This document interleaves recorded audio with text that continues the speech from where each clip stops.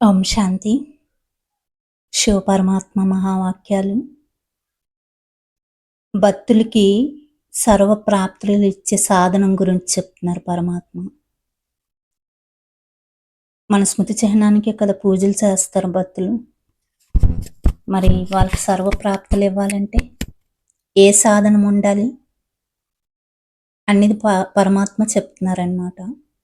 మరి ఈ వాక్యాల గురించి మహావాక్యాలు ఏం చెప్తారో తెలుసుకుందామా? స్వయాన్ని ఉన్నతోన్నతమైన అధికారం కలిగిన వారుగా భావిస్తున్నారా? మీ పవిత్రత యొక్క వ్యక్తిత్వాన్ని తెలుసుకుంటున్నారా?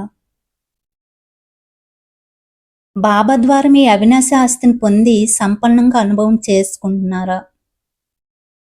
ఇవన్నీ బాబా అడుగుతున్నారు మనల్ని. ఈ పాత ప్రపంచంలో అద్దె చదువు మరియు హద్దు పదవి యొక్క అల్పకాలిక అధికారులకు అధికారిగా భావిస్తారు. దాని ముందు మీ సర్వశక్తివంతుని అధికారము అనంతమైనది మరియు అవినాశి. సదా ఈ అధికారంలో ఉంటూ ప్రతీకర్మ చేస్తున్నారా?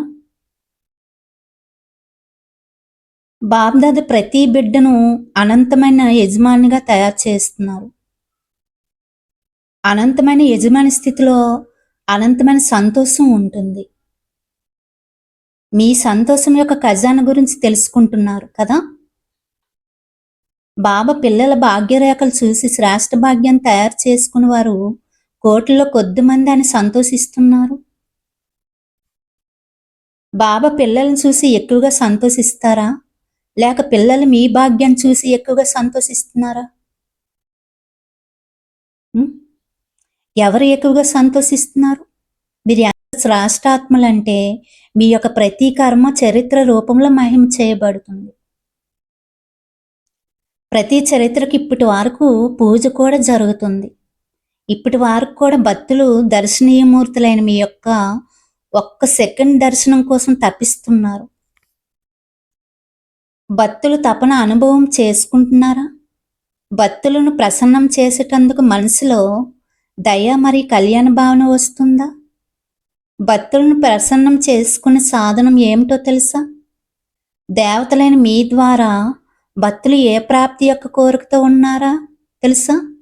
భక్తులకు సర్వ ప్రాప్తులు ఇచ్చే ఆధారం భక్తుల భావన. భక్తులకు సర్వ ప్రాప్తులు ఇచ్చే ఆధారం మీ యొక్క ఇచ్చ మాత్రం అవిద్య స్థితి. భక్తులకి సర్వ ప్రాప్తులు ఇవ్వాలంటే మనము ఇచ్చ మాత్రం అవిద్య స్థితి అంటే ఏ కోరిక లేని వారుగా ఉండాలి. అప్పటికి భక్తులకు సర్వ ప్రాప్తులని ఇచ్చేవారుగా ఉంటాము అని అంటున్నారు పరమాత్మ. మనమే కోరికలతో ఉంటే ఇంక భక్తులకి ఏమిస్తాం?